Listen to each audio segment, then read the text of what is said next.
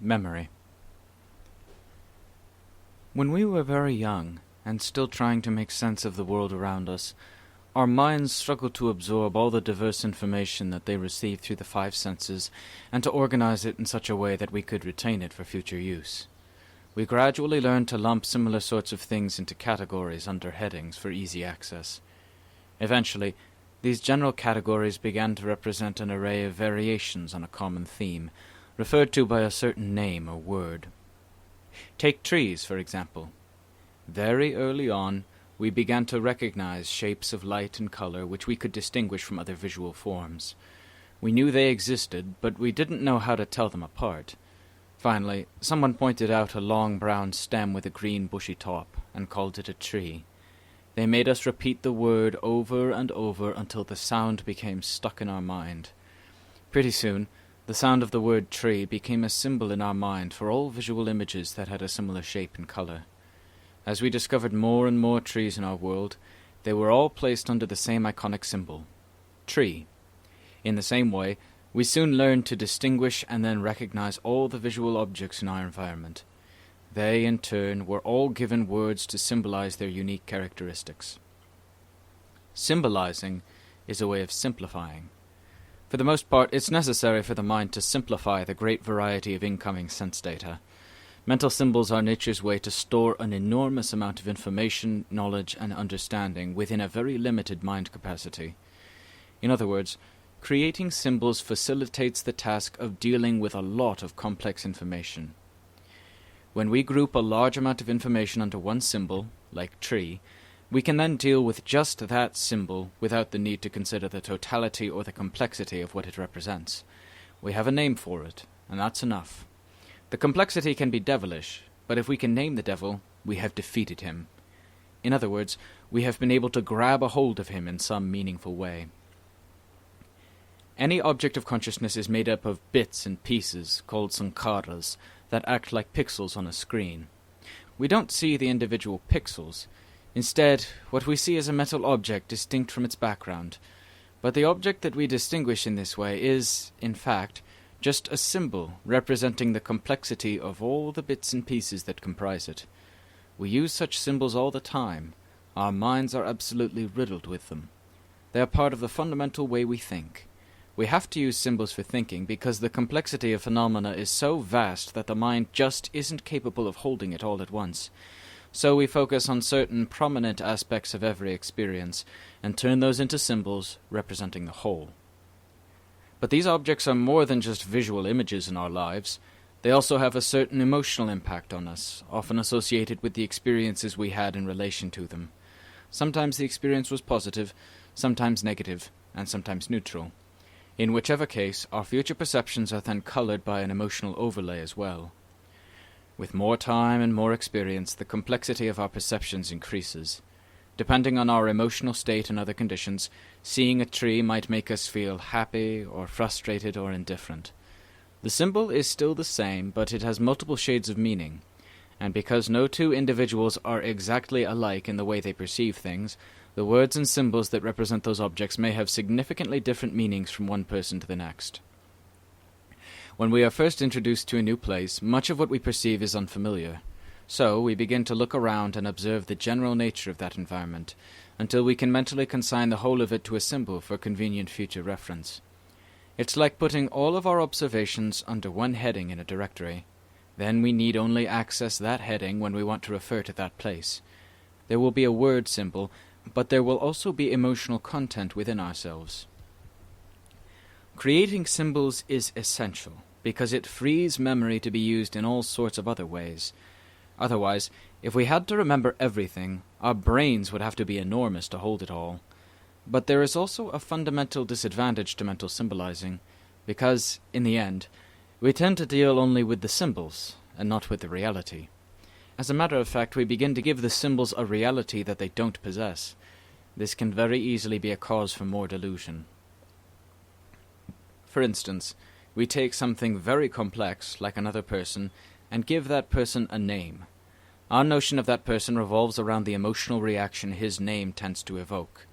That notion is a very static view of another human being.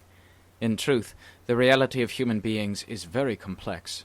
We have a general idea of the people we know, but that idea doesn't take into account the changes that are constantly taking place inside them.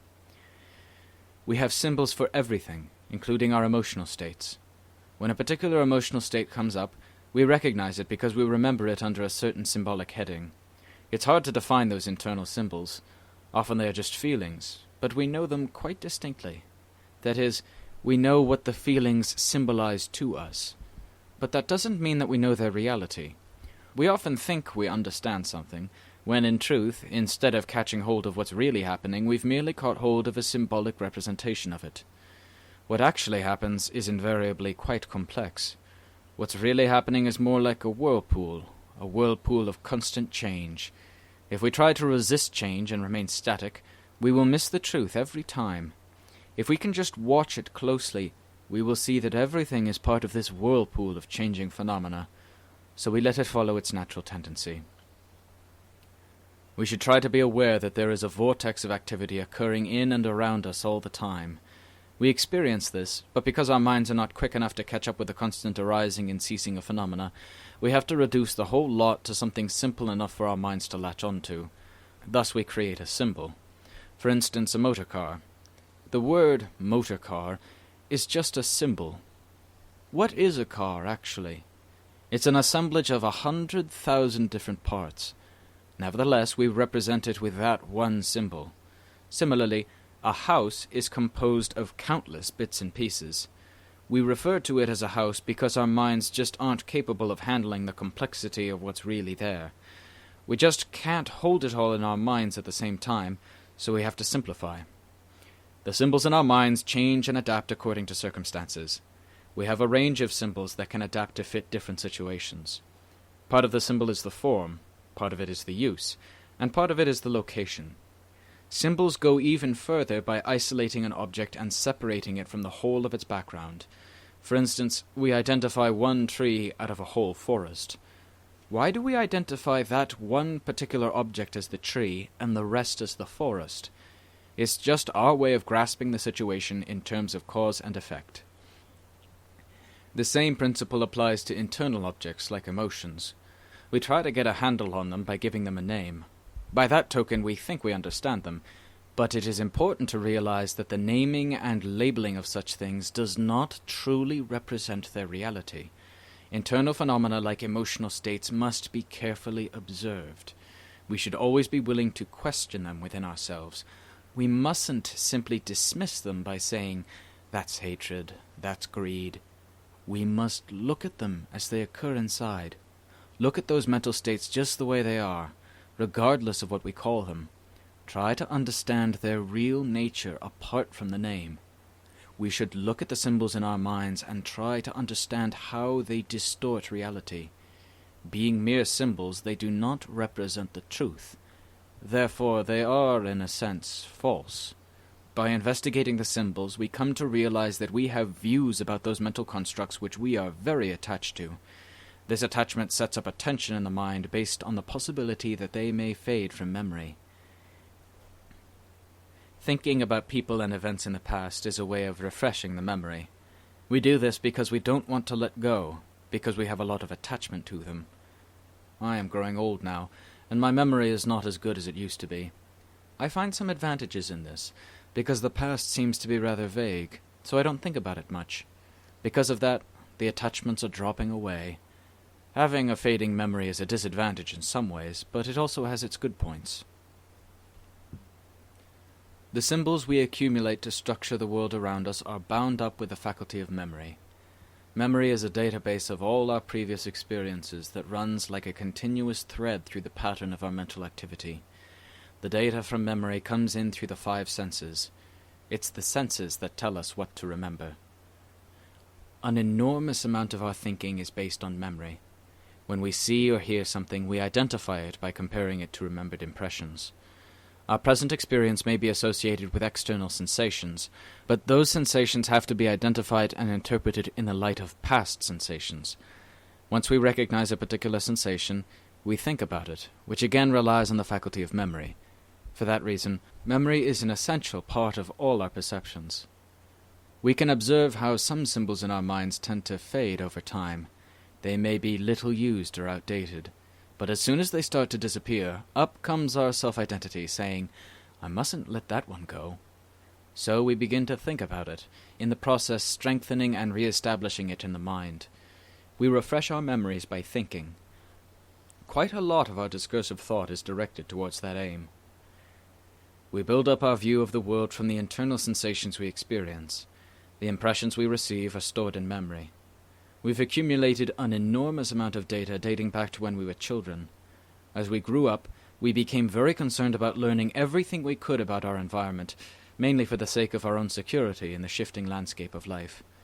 When we know something, and can put a name to it, we find reassurance in that knowledge. If any changes occur in our world, we immediately recognize them and make note of them, because changes may signal imminent danger. We instinctively want to be on top of every deviation from the norm that takes place. In the process, we are constantly updating our memories with fresh information. As new changes occur, old information immediately becomes part of the past. Memory references the past. Because of that, memory itself is the basis of our concept of time. The time that we know is the past. We don't know the future, we predict that. We only predict the future on the basis of what's happened in the past, and we can access the remembered past only by reflecting on it in the present. So we can say that memory is at the center of our views on time. We rely on the past for a sense of security in a changing world. We become very attached to what we remember because it gives a sense of continuity to our lives. It's as though if we can remember something, it still somehow exists. Although we can't actually go back in time, there is comfort in recalling the memory of it. Memories easily become a refuge from the uncertainty of impermanence. But such a refuge is based on neither truth nor stability. We have to accept that nothing is permanent, that everything is constantly changing from one moment to the next, and therefore we should not be deceived into thinking that our memories contain anything in which we can put our trust. Instead of getting caught up in the content of our memories, we should examine the nature of the faculty of memory itself to understand how the process works. Memory is made up of an alphabet soup of images, concepts, and symbols that compare incoming sense data with past experience, in an attempt to recognize where it belongs in the inner world of known perceptions. In other words, memory matches present perceptions to past experiences and labels them accordingly. We recognize a tree because we have the characteristics of a generic tree stored in our memory. This, in turn, is based on a commonly shared interpretation of what that particular form represents. But the designation tree is merely a symbolic substitute for reality, not the reality itself. We suppose that by naming it, we understand what it is, but the reality is quite different from the name. When it comes to discussing a topic like meditation, difficulties in communication are bound to arise, because we all have our own ideas and our own unique inner experiences. In using language to convey our meaning, we have to turn those concepts into spoken words. Words are sounds that others pick up and turn into meaningful concepts inside themselves. They take the spoken sound, the word, and refer it to memory to find out their own understanding of it. That understanding depends largely on the listener's background. Even with a similar background in Buddhist practice, we can never be sure that any two people will understand a word in the same way. One of the greatest difficulties in explaining mind development to people in the West is that they don't have the advantage of a Buddhist background to help them grasp a basic understanding of common Buddhist terms and concepts. The English language just doesn't have the words needed to properly explain the teaching to them. That is, the words and the concepts for what's being discussed just aren't stored in their memory. Language is necessary for communication, but it is also a minefield for misunderstanding. It's useful to study how language works, how it conveys meaning. Basically, language is a symbolic process. When we think of an object, we are reminded of the word for that object, which has specific connotations attached to it. But the connotations for the same word may differ between the speaker and the listener, which easily causes misinterpretations to arise. The same word, the same symbol, conveys different shades of meaning to different people. When speaking about physical objects in the world like trees, the differences are unlikely to be a problem. We can point to a tree. But when it comes to concepts like virtue or concentration or wisdom, there's nothing concrete that we can point to. Because of that, it is very easy for people with limited genuine experience in these matters to misunderstand the meaning of these concepts. Because they've never seen virtue, concentration, and wisdom as objects, most people are bound to develop wrong views about them. When a student is unfamiliar with the terminology, the teacher must carefully explain the path of practice step by step and gradually build up an understanding of the basic concepts involved. However, only someone who has really mastered the practice and knows what he's talking about can teach like that. Otherwise, the teacher will be left to explain the practice according to what has been handed down in the Buddhist texts. Because of a lack of profound personal insight into the Dhamma, the teacher is using concepts that he does not fully understand himself, which easily causes misunderstanding to arise in his students as well. When practicing on one's own without a teacher, the Buddhist texts can be a useful reference, but we should not depend on them too much. Following the texts as a guide to meditation has its drawbacks, because our inexperienced minds are not equipped to unravel their deeper meaning. So we should use the technical terms in the books with caution, as it's very easy to misinterpret their intended meaning. Like any technical subject, for example, engineering, we cannot make use of the technical terms properly unless we understand their meaning relative to the whole subject. The definitions of Buddhist terms developed from ancient times are not the precise types of definitions we are used to seeing in scientific subjects, so they rely even more on a comprehensive view of the practice. Their meanings are more like descriptions that depend on background knowledge from the student in order for him to understand their significance within the context of practical training and self-transformation. They are not concepts that most of us have ready equivalents for in our memory. The only way we can find the full meaning is by experiencing it directly and seeing how it fits in with everything else, like a central piece in a jigsaw puzzle. When that piece fits in snugly all around, then you know what it means in relation to everything else. Similarly, the true meaning of the Buddha's teachings found in the suttas can be very difficult to understand simply by reading and reflecting on the translations available to us. There is no harm in reading the suttas. They are quite inspiring. But we must be careful of the language used in the English translations, because the words chosen can be misleading. In most cases, the translations are made by people who do not have a proper understanding based on the practice. Because of that, the translations are not necessarily very accurate. Many aspects of the teachings cannot be understood properly until we have developed an understanding of Dhamma in our own practice. Only then can we realize the various subtleties of meaning implicit in the texts. In that case, we may clearly comprehend a profound experience here and now in the present, but the experience may be such that it does not relate to any conceptual symbol we have stored in memory. For that reason, we often cannot verbally explain experiences of profound insight satisfactorily. The language is simply not there. In the Thai forest tradition, a distinction is made between Saññā and Panya. Saññā is traditionally translated as perception.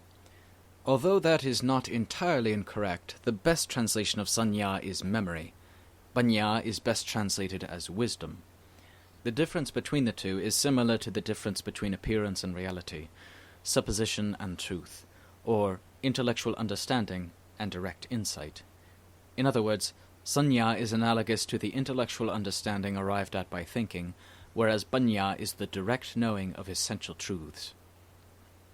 To give you an example, thoughts are usually formed in words, which are symbols stored in memory. A thought that comes up in words originates from a nucleus or seed of that thought located deep inside. When you trace the thought process back to that original seed, you will find that the entire idea expressed in that thought is contained in the seed. Thinking attempts to express that idea in a dialogue, but on a fundamental level, the idea behind that thought is complete in the seed. Realizing that, you also realize that you know the fully formed idea already, so there's no need to think about it. In fact, thinking about it at length merely dilutes the essence of it and distorts the meaning. Discursive thinking takes appearances, thinks about them, comes to an intellectual understanding, and then supposes that the understanding represents the truth. When we sit down to meditate, our tendency is to try to verify that understanding by searching for evidence of it in our experiences. In other words, our search for the truth is already prejudiced by our suppositions. We expect to find what we suppose to be there. We then interpret our meditation experiences in the light of that expectation. Consequently, our minds are constantly referring present moment experiences to the past, our memory of what should be there, and thus overlooking the true nature of what arises here and now. Because we have figured out in advance the nature of what should take place along the path, we want to check the validity of present moment experience by comparing it to a conceptual understanding already formed in our minds. This is the nature of Saññā, recognition, interpretation, supposition, and it's a big cause of deception. Panya, or wisdom, is knowing and understanding, but in an active sense, as in the act of knowing or the act of understanding. Although that knowing is usually based on the Buddha's teaching, it does not rely solely on conceptual interpretations learned beforehand to recognize the truth in meditation experiences. A thorough conceptual understanding of the teaching is useful as a background to the wisdom practice, but it should not assert itself as the main player when wisdom's direct, non-conceptual insight is active. As a spiritual training, wisdom shines a light on the nature of present moment reality in an intensely focused way, which allows no time gaps for fact-checking with our intellectual understanding. This is the nature of Panya, cause and effect understanding grounded in the interaction between present moment conditions. When you start practicing meditation, your mind is out in the world 90% of the time. You have accumulated a storehouse of knowledge about the world around you. You have extensive knowledge of the external world, but you know nothing about what goes on inside your own mind. As you learn how to investigate the nature of your mind to see how it works, you come to the conclusion that your view of the world is fundamentally wrong. You realize that the symbols you have accumulated to structure the world around you are false. That realization comes not from remembered concepts, but from the insights that gradually change your understanding. By using wisdom to analyze and investigate, you will begin to illuminate the true nature of things. The insights that arise from that effort change your overall understanding of Dhamma. As you progress in the practice, you should investigate with wisdom repeatedly until you become skilled in its use. Avoid speculation or conjecture. Don't allow thoughts of what you should be doing, or what the results might mean, to interfere with your present moment focus. Just concentrate on the truth of what wisdom reveals, and let that truth speak for itself. In this way, you can maintain a proper balance between memory and wisdom as you advance, stage by stage, to the attainment of purity of mind and freedom from suffering.